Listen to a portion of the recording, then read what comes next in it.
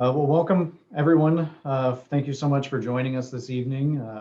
I'll have a brief introduction. I'm Matt Downing. I'm the Community Development Director for the City of Pismo Beach. We're at a very exciting point this evening in our general plan and local coastal plan update process, where we get to share with you all of the work that we've done up to this point in order to bring you several of these draft general plan elements, the public draft review period. So that's what we're here doing tonight. We're also kicking off our environmental review process for this project. And you'll note that we have several of our consultants here with us this evening. So I won't take any more time. I just wanted to introduce myself to you and say thank you for joining us this evening. So at this point, I'll turn it over to Shannon Wages with DUDEC. All right, thanks, Matt, and welcome to tonight's workshop. I'll just run through the objectives. So we are going to do an overview of the general plan and the combined general plan and local coastal program. We will facilitate a discussion at various times during the presentation, but if anything comes to mind and you have a question at any point in the presentation, please use the chat function to type in your question. We have Caitlin Carney as one of our hosts who will let me know that there is a question from the audience and we will pause. So feel free to chime in at any time. After Caitlin and I will take turns giving overviews of different elements of the general plan and local coastal program, and then I will turn it over to Rincon, who will provide the EIR scoping portion of the workshop. So this is our project team. We have the City of Pismo Beach. We have Matt Downing and Jeff Weaglepleck on the phone or on the line tonight, I guess at our Zoom workshop. DUDEC, we are the prime. My name is Shannon Wages. We also have Caitlin Carney.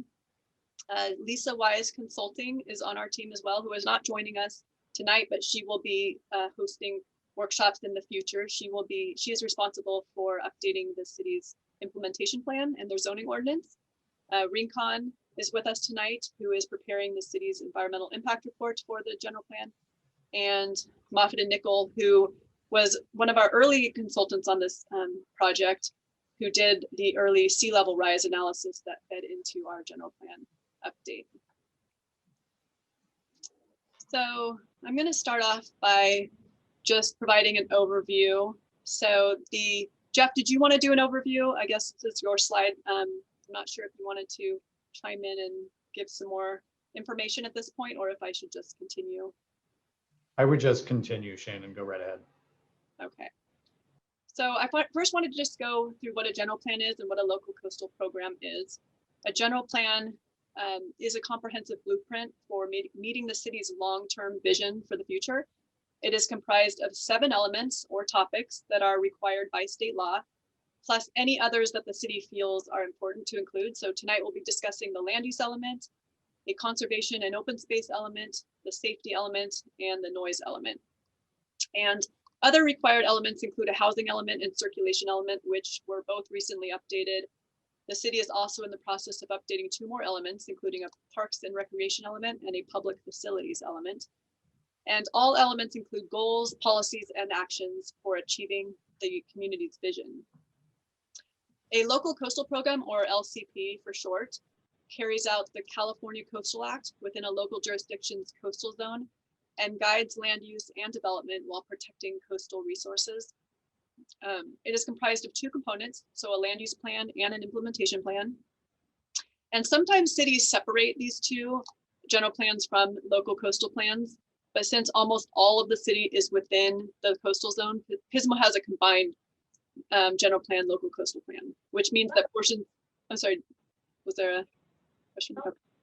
It means that portions of the general plan serve as the LCP land use and portions of the general plan serve the implementation plan. All right, let's see, hold on, okay, so why update? Let's see, hold on. Sorry, my computer is freezing here. Okay, so the primary reason for this update is that it's been 27 years since the last general plan and local coastal plan update. So, and it's also been more than 37 years since the last LCP implementation plan update, which was done in 1983. So there have been significant community changes and a lot of changes in our state and country since then. There have also been a lot of new state requirements. So this update is long overdue to address current and projected issues, meet state requirements, and also address inconsistencies between the coastal zoning ordinance and the non-coastal zoning ordinance. Here is the update process. So we began this process in May of 2019 with a sea level rise vulnerability assessment and adaptation plan, which were conducted by Moffitt and Nichols. These planning tasks presented a range of adaptation strategies to prepare the city for sea level rise. So we're now in the beginning of 2021, where we've completed a public review draft of the general plan and local coastal plan. And so now we're in the process of updating the city's zoning ordinance to be compliant with the general plan and preparing the EIR concurrently. So these will go forward to adoption in the summer. And we'll go over the additional outreach events to look forward to and important upcoming milestones at the end of this presentation. So additional ways you can stay in touch and get further chances to weigh in on this process and project. All right, so now we're going to go through each of the 4 elements individually, but before I do, is there any questions about the project overview or the purpose of a general plan in general? I didn't want to talk more until I answer some questions on the first part of this presentation. So, Caitlin, any? Nothing in the chat. All right, so we'll move forward. If something does come up, feel free to chat in at any point. All right, so the land use element, the purpose of the land use element is to direct the pattern and character of future development through the year 2040. It provides strategies for managing growth, enhancing quality of life, and adapting to the changing environment and demographics of the city. And because this is a combined general plan LCP, it needs to be consistent with the coastal resource protection policies of the Coastal Act, as well as the state's general plan laws. And that land use element really acts as the foundation for goals and policies of all other, general plans. It's sort of like the leading, I would say the leading element upon which the entire general plan is based. Oh, sorry, I skipped ahead. So importantly, the land use element is founded on guiding principles, which were derived from the community's vision, as well as the existing adopted land use element. Let me just, okay. So these include preserving the classic California, that is Pismo, preserving the historic ambience of the city, balancing the need to support both visitor serving uses upon which the Pismo economy is built with the needs of local residents, and thoughtfully concentrating growth where services and infrastructure are already provided to avoid causing any negative impacts on the community. All right, let's move on.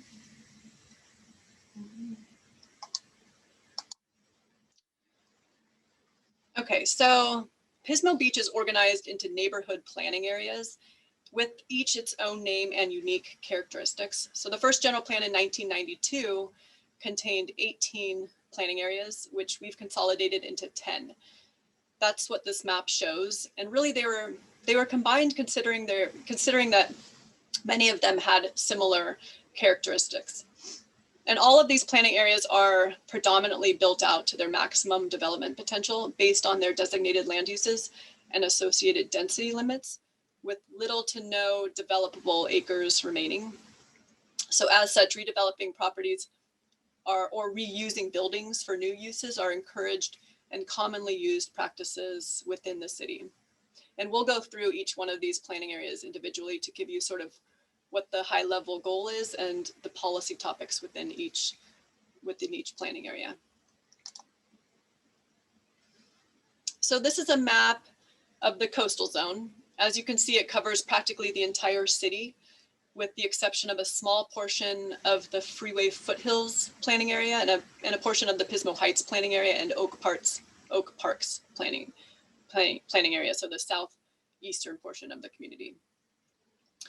So in accordance with the Coastal Act, the city's coastline is largely reserved for priority uses that provide recreation, coastal dependent and visitor serving opportunities for both Pismo Beach residents and visitors, and that are available to an economically broad range of users.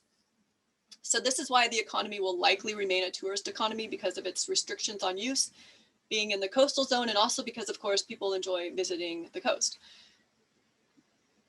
So the Pismo Beach coastline is generally divided into 3 geographic areas: the northern bluffs, downtown Pismo Beach, and the southern shoreline. The northern bluffs, of course, include residential uses and a pocket of overnight accommodations in the North Spyglass area. The downtown area then shifts away from the bluffs to more wide sandy beaches and includes the majority of the city's overnight accommodations. The southern shoreline begins south of Pismo Creek and includes some of the city's sensitive habitat and camping areas. So the sphere of influence, or also known as the SOI, represents the city's potential future maximum extent. And California planning law requires cities to adopt a general plan for areas outside its boundaries that, in its judgment, bears relation to its planning. The city adopted an SOI update in September of 2019. The SOI area includes this area in orange that you can see on the map. This is Price Canyon and the area along Maddie Road. So the Maddie Road area includes 3 parcels totaling approximately 975 acres, and the Price Canyon area is approximately 258 acres. And the SOI defines the area to which the city intends to provide municipal services and allow the development of some urban land uses for the lifetime of the general plan. All right, so this is the land use map. This is the updated general plan map. There were a few changes to the adopted land use map, very little. Certain areas were changed from one land use designation to another to reflect the actual use on the ground. So for example, in South Palisades, some parcels changed from low density residential to medium density residential because their density was greater than the low density residential. So they were upzoned, so to speak, but they are already existing uses on the ground. There are 4 residential designations, including a new high density residential designation to facilitate more housing to meet the city's projected housing needs.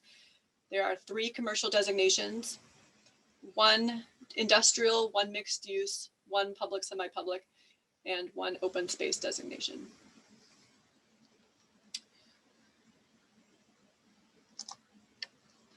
All right, so here are the goals of the land use element. We don't have time to go through all the citywide policies and actions of the element, but reviewing the goals will help you see what the policies and actions will help achieve. We really encourage you to visit the city's website to review the land use element in its entirety, and we'll provide information for how to access it at the end of this presentation. So hopefully this will pique your interest and you'll review that element and provide comments, and we'll show you how to do that at the end. So I'll just run through these quickly. The first goal is a community with a variety of well-regulated land uses that support the diverse needs of both visitors and residents. Secondly, a community with a classic California and small town beach atmosphere. The third goal is a functional community that is designed with compatible facades, architectural styles, and colors. The fourth goal is a community economy built on visitor serving uses while maintaining services for year-round community members. The fifth goal is a community that supports the health, safety, and sustainability of all residents, visitors, and structures. The sixth goal is a community that provides and maintains a high level of service and infrastructure to all development. The seventh goal is a community where growth is concentrated in corridors and neighborhood centers, where adaptive land reuse will contribute to a high quality of life for the entire community. And finally, the eighth goal is a community that protects and enhances natural and coastal resources within Pismo Beach.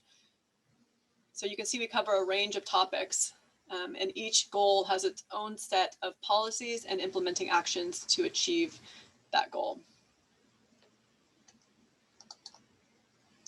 All right, are there any questions from the audience with respect to goals, citywide goals or policies? All right. Okay, so now I'm going to go through the goals and major policy topics for each of the 10 planning areas. I realize that is a lot of planning areas, but I'm just going to kind of cover broadly what these planning areas are trying to achieve. So you'll notice some common themes between planning areas, and I'll stop for questions at the end, but if you have any questions, again, please raise your hand or I guess send a comment through the chat. So goal 9, which is the first goal of this planning area, keep flowing from the 8 from the citywide, is an ocean-oriented residential neighborhood with an emphasis on preservation of natural resources, open space, coastal views, and scenic corridors. And the topics that we will be covering under this goal, or that are covered in the general plan, are topics related to limiting the height of structures, preserving open space, and protecting the bluffs, so the tidal areas and the beach access points as well. So the next planning area is the North Spyglass community. It's the combination of the previous 2 planning areas that were comprised of North Spyglass and Spyglass. So the goal for this planning area is a planning area with a mix of visitors serving hotel uses and a variety of housing types with access to parks, the beach, and neighborhood shopping. And policy topics include protecting the bluff top open space and coastal access areas, and improving the streetscape and walking environment for pedestrians. The third planning area is the St. Andrews Tract and Spindrift areas of Pismo. So the goal for this planning area is a residential neighborhood where new additions and replacements are compatible with the scale and character of the existing development, and where bluff tops, coastal access, trees, and bird habitat are protected. And policy topics include protecting the scale and character of existing housing, protecting the bluff top, open space, and coastal access areas, discouraging any further development of the estates fronting the ocean. However, if further development is proposed, giving special attention to public access, view corridors, mature trees, and bird habitat. So the fourth planning area is the combination of Terrace Avenue, Shell Beach, and Dinosaur Caves areas of Pismo. The goal for this area is a planning area focused on conserving the existing housing stock and character of Terrace Avenue, and improving the commercial and pedestrian environment of Shell Beach to enhance this beach community. And policy topics include addressing coastal access and pedestrian mobility issues and opportunities within the Shell Beach Dinosaur Caves planning area, protecting views, particularly side yard views on properties on the west side of Shoreline Drive and views from US Highway 101, protecting the unique shoreline qualities of Shell Beach, and continuing to improve the commercial strip along Shell Beach Road.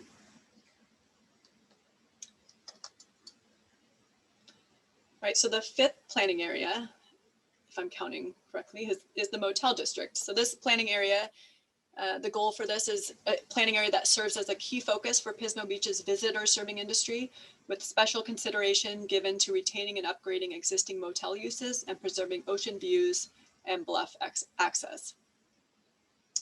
So policy topics to support this goal include protecting bluff top access and open space, ensuring that new development protects ocean views and that the barrancas be preserved as natural view corridors, and also undergrounding the existing overhead utilities, especially on Price Street. All right, so the next planning area is the downtown core. The goal for this planning area is a vibrant downtown area that acts as a destination for all, providing motel and hotel uses, as well as supporting uses such as commercial and recreation. So a key policy topic for this is protecting really downtown as a city focal point with a blend of cultural, commercial, professional, residential, and recreational uses, all catering to both visitors and residents of all ages. And some key actions I should mention include establishing a comprehensive local signage program, maintaining a continuous pedestrian boardwalk along the ocean frontage to Pismo Creek, and also developing a creekside trail system on both sides of Pismo Creek. Next is the Pismo Creek, Pismo Marsh planning area. So this planning area's goal is a planning area oriented to visitor serving activities, regional commercial uses, mobile home park, industrial, and open space, with a focus on protecting Pismo Creek, the marsh habitat, and coastal views. And key policy topics to implement this goal include preserving Pismo Creek in its natural state, with special attention given to preserving scenic, recreational, and education resources. Improving this planning area as an aesthetic entrance into the city, and Route 1 as a complete street, so bicycle and pedestrian improvements and landscaping improvements. Preserving the vacant 1 acre parcel lying between 4th Street and the Pismo Marsh as the only remaining parcel within the city that has good visual and physical access to Pismo Marsh.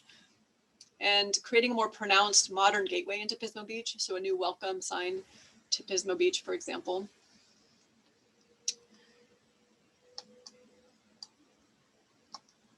Okay, so this planning area is the Oak Park Heights, and the goal for this is a planning area with a mix of residential, open space, commercial, and resort commercial uses, with a focus on preserving open space, ocean views, and views of Oak Park Heights. So important policy topics to implement this goal include preserving public views from Oak Park Heights to the ocean and views of Oak Park from the freeway, preserving the open space areas in its natural state, and allowing a diversity of residential and mixed use within certain areas to enable additional housing opportunities in a mixed use environment.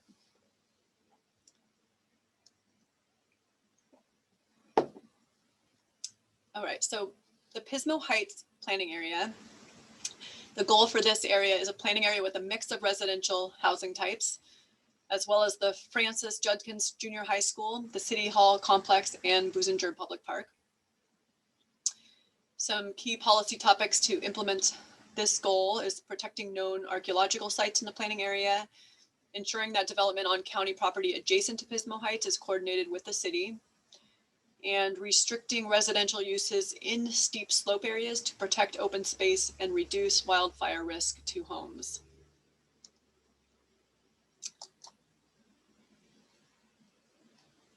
All right, this planning area is the Freeway Foothills Maddie Road Annex.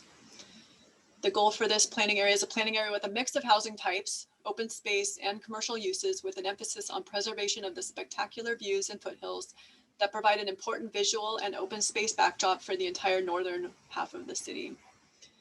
And policy topics to implement this goal include ensuring development is designed to minimize the impacts on views to the foothills from public view areas, and providing public hiking trails linked to Pismo Creek Trail and Pismo Preserve. All right, I know that was a lot. And again, it's just sort of a way to pique your interest to actually go to the land use element on the city's website and really delve in, especially if you live in one of these planning areas, to see further what all of the goals or what all of the policies and actions do to support the goals and vision of the community.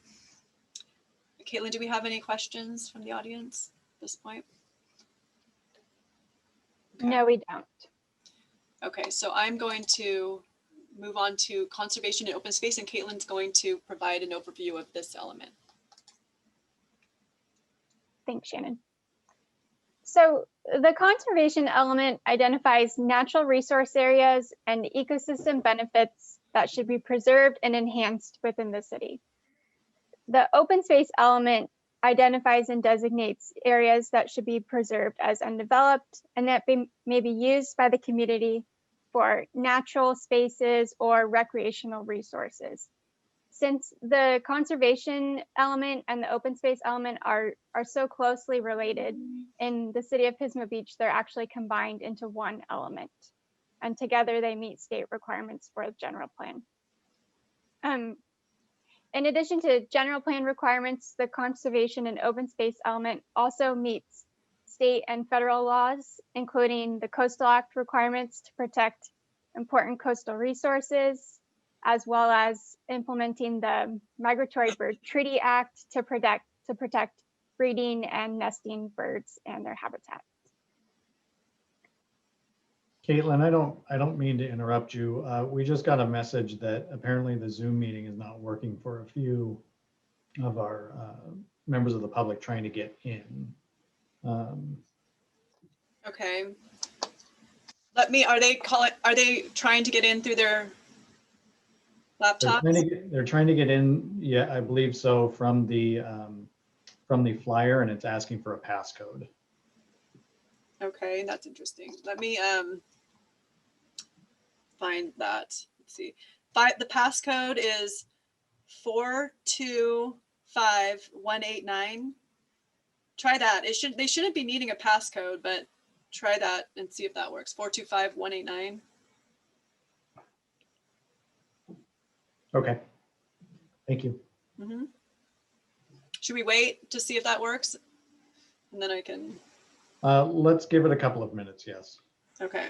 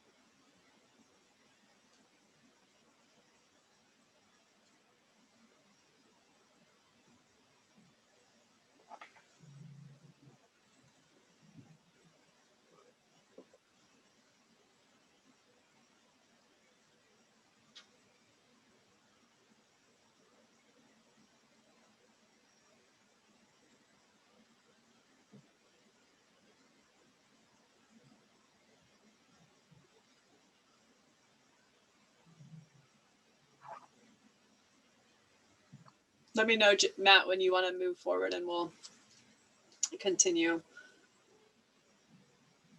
Okay, we'll give it another minute or two. Okay.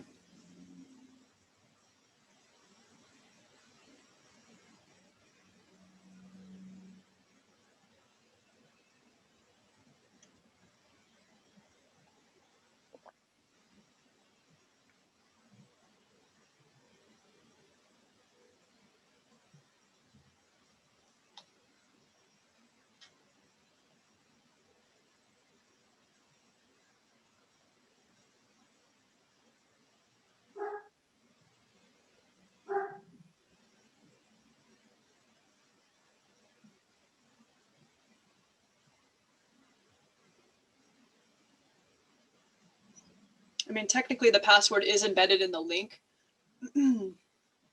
So they should be good without it. But that's. I do see that we got another attendee via phone. All right, let's go ahead and keep going. We'll fix it as we go.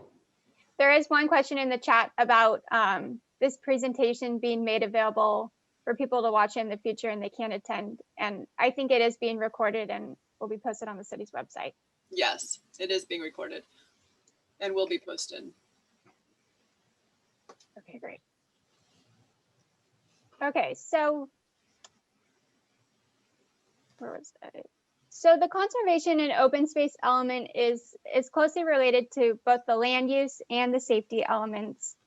And it implements the community's vision and guiding principles, including the principles to enrich natural resources essential to protecting Pismo Beach from health and natural hazards, supporting access to coastal resources and open spaces, and protecting Pismo Beach's past, present, and future culture. Next slide, thank you. So these are the goals of the conservation and open space element. And unlike the land use element, all of the goals, policies, and actions of this element apply citywide. Generally, there are no planning areas like in the land use element. So the first goal of the conservation open space element is focused on natural resources. So the goal is a community that conserves the important natural resources of Pismo Beach for the community's health, safety, and enjoyment, including air quality, renewable energy, geology and soils, minerals, water quality and supply, and dark skies. The second element of this The second goal of this element is a community that protects and enhances scenic roadways and vistas. So looking at scenic views and viewpoints as long as the scenic Highway 101. The third goal of the community of this element is a community that provides and protects a variety of conservation areas, such as the ocean and beaches, bluffs, dunes, foothills, marshes, creeks, and wetlands that act as suitable coastal and inland habitat, migratory corridors, and ecologically valuable topography. Finally, the last goal of this element is a community that celebrates and protects its historical, tribal, cultural, archaeological, and paleontological resources.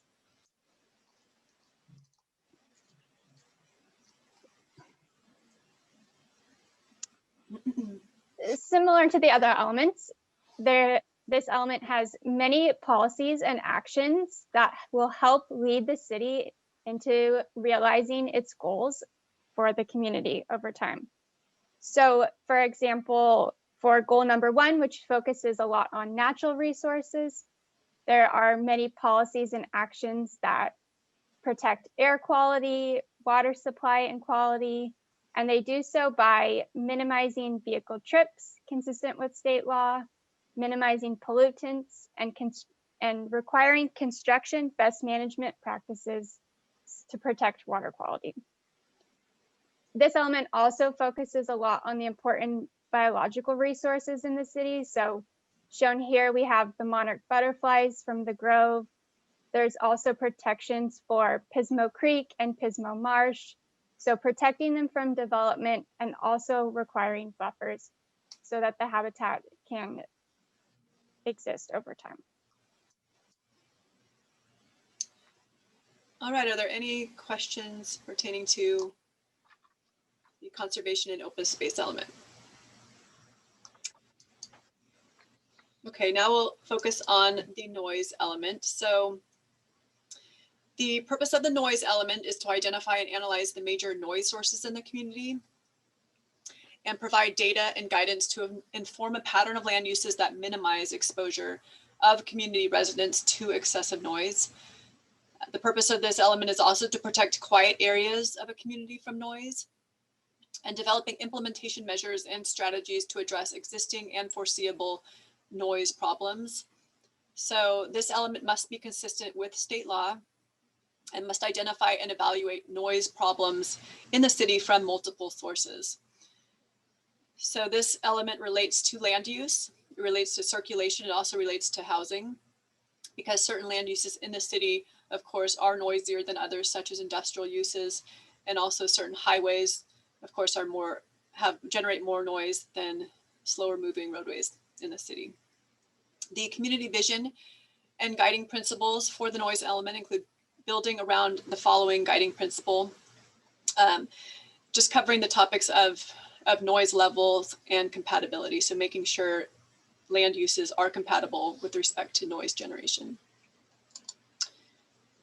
So the citywide goal for this element is a quiet and healthful environment with minimal noise intrusion. There's really only one goal for the noise element: to protect the quiet nature of Pismo Beach. Some policy topics covered in this element deal with noise generation standards, setting those standards, noise mitigation and attenuation, existing land use incompatibilities, and land use planning to facilitate and protect residents and sensitive uses from noise sources.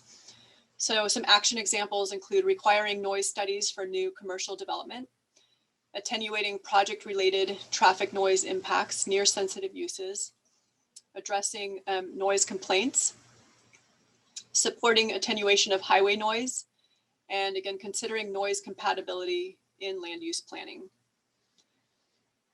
So are there any questions with respect to the noise element? Again, I know this is high level, but we have a lot to cover, so we didn't want to get too detailed on any of these elements at this time. Okay, next, Caitlin will be addressing the safety element. All right, so the last element that we're going to talk about tonight is the safety element. And at its core, the safety element is intended to outline how public health and safety are going to be prioritized and protected within the community. The purpose of the safety element is to reduce the potential for short and long-term risk of death, injuries, property damage, and economic and social dislocation resulting from hazards, including with climate change, which is an important addition that we're going to talk about with this element. So the safety element is part of both the general plan and the LCP, and so it's intended to fulfill both state and federal laws for the protection from hazard risks, including coastal hazards, which is a requirement of the LCP, and which are a big thing to talk about in Pismo Beach. The safety element carries out the community vision and guiding principles of providing a safe place, maintaining the small town beach character, managing growth effectively, and enhancing a vibrant tourist-based economy while becoming a world-renowned tourist destination.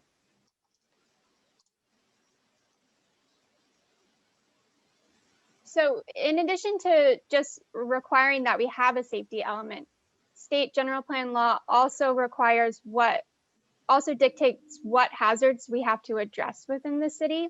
And so we've listed some of the hazards that are present in Pismo Beach here on the slide. I want to note that climate change is a new addition to the element compared to the old general plan LCP. So state law now requires that cities address climate change in their safety element, and the Coastal Commission does as well, because climate change is going to have an impact on existing coastal hazards through the effect of sea level rise. And I'll note that Shannon talked about the timeline for the project, and we said that we started with the sea level rise vulnerability assessment and adaptation plan that was performed by Moffitt and Nickel. And that study played a big part of developing the goals, policies, and actions of the safety element.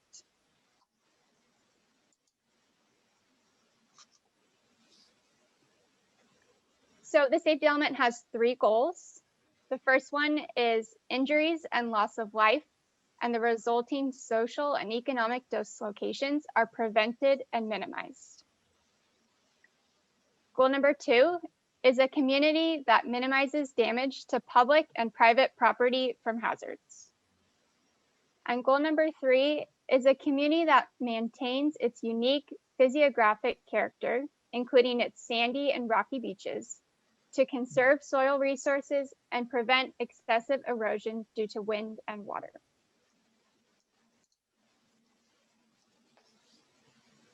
So these are just some examples of policies and actions from the safety element that fall within our 3 goals. Our first goal is really focused on increasing education, awareness, engagement, coordination, so that the community can build up their understanding of hazards, and so that the city can support its residents should a hazard occur. So some policy topics are promoting hazard education programs, promoting the emergency disaster response programs, a hazard awareness campaign, emergency alerts, designing and protecting critical facilities and critical public facilities to be resilient to hazards. There's also alignment with the San Luis Obispo County's multi-jurisdictional hazard mitigation plan as part of that goal. Our next goal of this element is really focused on implementing Coastal Act requirements to minimize risk and hazards to new development and to redevelopment, and to address some of the coastal hazards in the city, including bluff top erosion, geologic hazards, as well as fire hazards, which we know are becoming increasingly common in the city of Pismo Beach.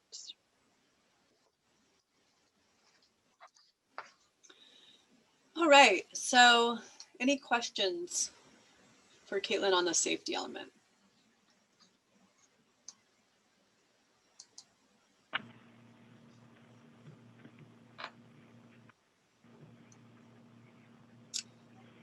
I hear someone taking themselves off mute, or anybody trying to. I Okay, think that's just That was Jeff. me, Shannon. that would be you, Jeff. Okay.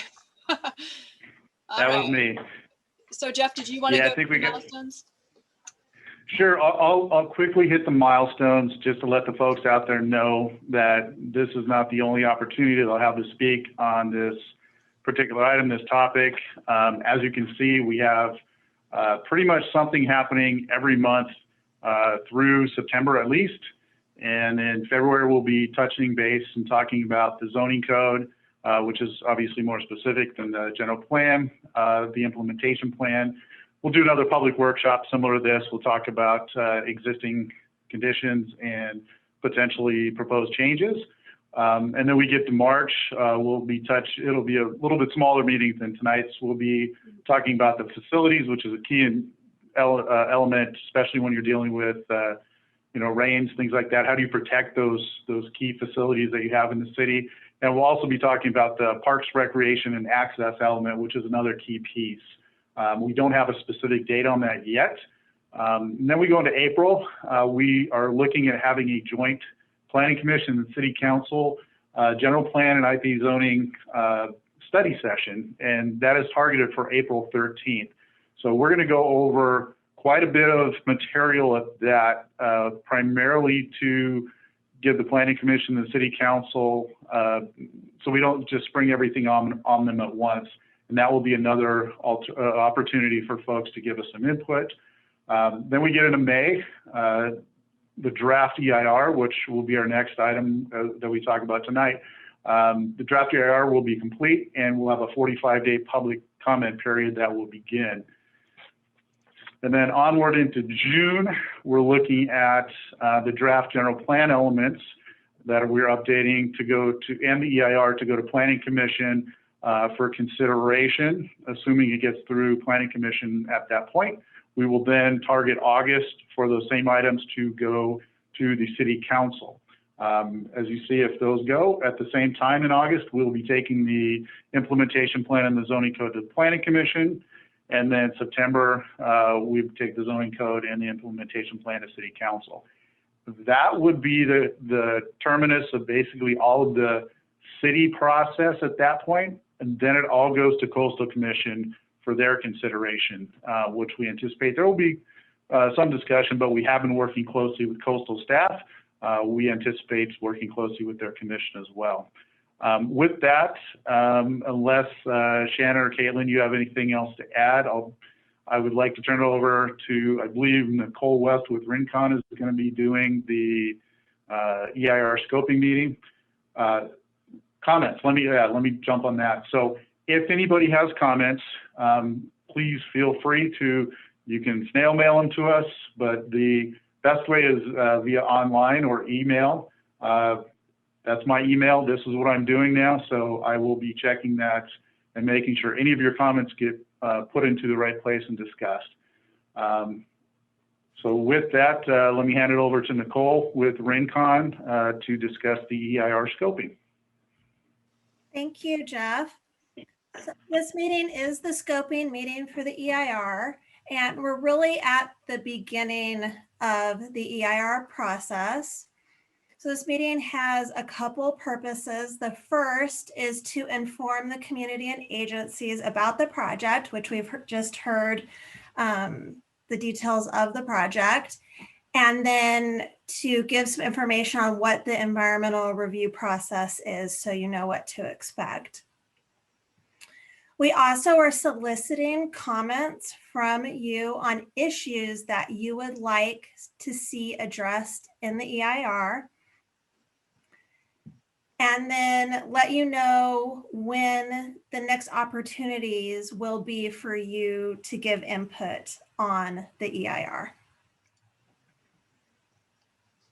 So the EIR is being prepared pursuant to the requirements of the California Environmental Quality Act, or CEQA, which is the state's primary environmental protection law. CEQA requires that agencies disclose the environmental impacts of a project, and that is what the EIR's purpose is. So the EIR is an informational document. Again, it discloses the information about the effects of a project. In this case, that's the general plan and local coastal plan update. It will identify mitigation measures to avoid or minimize those impacts. And it will also discuss different alternatives to the project. Before the general plan and local coastal plan update is approved, the EIR does have to be certified by the city. Okay, this slide is an overview of the CEQA process, and I'm just going to hit the highlights of the process. So again, we're really at the beginning of the EIR process. So this is the point where we have the scoping meeting and the notice of preparation period, where we solicit input from the agencies and the public on what they would like to see addressed in the EIR. Then we will work on drafting the draft EIR, which then will be circulated for public review in May. And that is the next opportunity you will have to provide your input on the contents of the EIR. And then the next slide. Then we will consider all of the comments that we received during that public review period of the draft EIR and respond to the comments in writing in a final EIR, which then will go to the Planning Commission and the City Council. CEQA requires a big list of topics be addressed in the EIR, so that's what this slide shows. It's aesthetics, agriculture, air quality, biological resources, cultural and tribal cultural resources, energy, geology and soils, greenhouse gas emissions, hazards and hazardous materials, hydrology and water quality, land use and planning, mineral resources, noise, population and housing, public services, recreation, transportation, utility and service systems, wildfire. And then we have to look at cumulative impacts for all of those topics, as well as growth inducing impacts. So if you have any concerns on any of these topics, that is what we're looking to hear from you. We really do want you to provide your comments on issues that you're concerned about that you'd like to see addressed in the EIR, any technical issues that you want to see addressed. If you have suggestions for mitigation measures for different impacts, we would love to hear that. And then if you have any suggestions on alternatives. So we are taking your feedback on what you'd like to see addressed in the EIR. There's several ways you can submit your input. The first is if you want to provide comments tonight. You can also submit written comments to Jeff or email them to him. And finally, the project description for the EIR is posted on the Pismo Beach website at the link shown on the slide. So if you want more information, you can go to the website and look up that document. So I'll hand it back to Jeff to wrap us up. Thank you, Nicole. Just wanted to let the folks out there know, just to reiterate, we will be putting this presentation on the city's LCP webpage.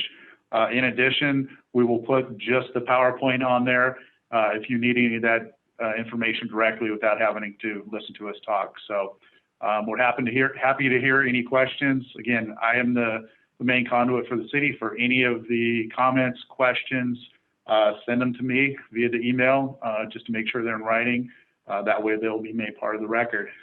But otherwise, we should go out and see if there are any questions tonight, Shannon. All right, Caitlin, any?